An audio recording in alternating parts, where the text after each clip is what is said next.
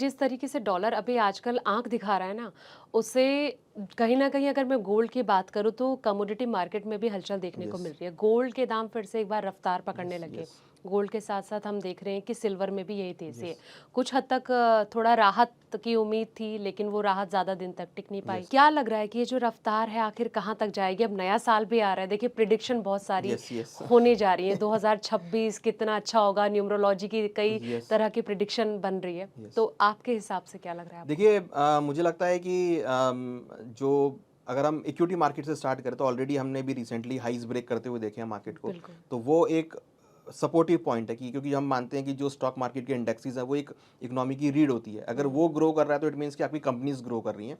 तो ये एक पॉजिटिव पॉइंट है। प्लस जो इंडिया के लिए बहुत इंपॉर्टेंट है वो है इन्फ्लेशन। हुँ, इन्फ्लेशन की नज़र से अगर हम देखें तो हमारा जो एग्रीकल्चर प्रोडक्शन है वो बहुत अच्छा है। हम डिपेंडेंसी हमारी जो इम्पोर्ट पे है वो कम है, तो वो भी एक पॉजिटिव पॉइंट है।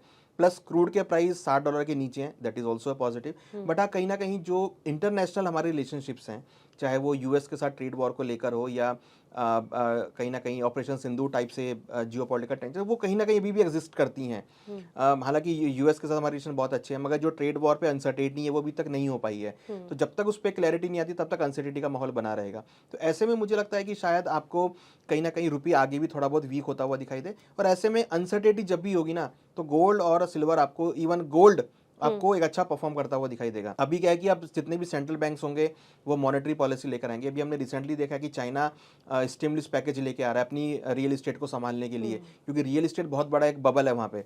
अगर वो बस्ट हो गया तो बहुत बड़ी मुसीबत आ सकती है अगर हम बोलें ग्लोबल के अंदर में। हुँ, तो उसको मैनेज करने के लिए स्टिमुलस पैकेज लेके आ रहे हैं। प्लस अगर आप देखेंगे तो जो यूएस का इंटरेस्ट रेट फेडरल रिजर्व है, वो हुँ, इंटरेस्ट रेट कट करने की बात कर रहे हैं। हुँ, वो चाहते हैं कि इंटरेस्ट रेट कट हो, ट्रम्प साहब भी चाहते हैं इंटरेस्ट रेट कट हो। तो कहीं न कहीं और फेड चाहता है कि और यूएस की इकोनॉमी ऑलमोस्ट 95% डेट पर है, तो हुँ, बहुत अनसर्टेनिटी वाला माहौल है। उसके साथ-साथ रशिया, यूक्रेन, हालाँकि अभी उनकी यूक्रेन से बात चल रही है कि वो सीज़ फायर हो सकता है, मगर रशिया शायद उतनी बात ना माने, जो उन्होंने 28 पॉइंट बनाए हैं, शायद उस पे डिस्कशन ना हो हुँ, या रशिया उतनी बात ना माने, तो अगेन सीज़ फायर हो सकता है।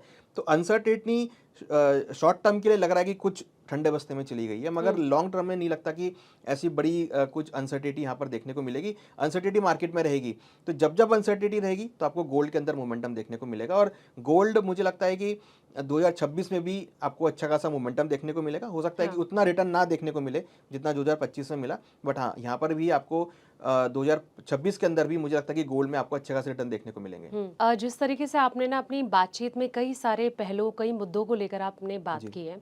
अगर मैं फेड रेट कट की बात करूँ तो इसको लेकर देखिए फिर से कहा जा रहा है कि शायद दिसंबर तक कुछ लग रहा यस, है। यस। आपको लगता है कि कुछ इस पर बातचीत बन सकती है? देखिए ये टोटली डिपेंड करता है यूएस के डेटा के ऊपर। अभी हमने हुँ, रिसेंटली देखा है यूएस का अनएम्प्लॉयमेंट रेट थोड़ा सपोर्ट होकर आया है, मतलब हुँ, कम होकर आया है एम्प्लॉयमेंट रेट, तो दैट इज़ शोइंग कि यहाँ पे कुछ ग्रोथ हो रही है। तो ये डिपेंड होता है कि वो कब तक उसको सस्टेन कर पाते हैं। हालाँकि यूएस में इन्फ्लेशन पे बड़ा कंसर्न है, जो कि इन्फ्लेशन अभी तक कंट्रोल नहीं हो पाया है। हाँ। यूएस की जॉब डेटा ज जॉब मार्केट बहुत बड़ा कंसर्न है, जो कि कंट्रोल नहीं हो पाई है। शॉर्ट टर्म के लिए थोड़ा बहुत कंट्रोल हो रहा है, तो वो अब हमेशा फेड ये बोलता है कि भई हम इंटरेस्ट रेट तब कट करेंगे जब यूएस की इकोनॉमी में हम 2% टारगेट जो इन्फ्लेशन कर रहे हैं वो हो जाए या वहाँ की जॉब मार्केट सपोर्ट हो जाए।